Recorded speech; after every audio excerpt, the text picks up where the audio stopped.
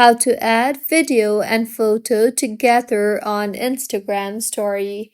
Hello everyone, I am Vishaka and welcome to our channel. Now let's get right into the tutorial.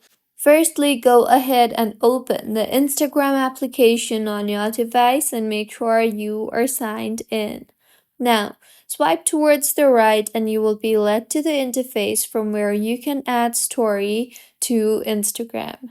So, go ahead and tap on the photo icon you see at the bottom left and then select the video where you want to add images in.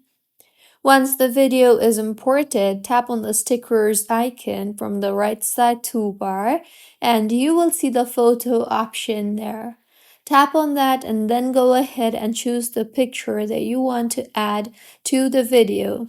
Now, tap on the picture in order to change the shape and then pinch to crop and rotate.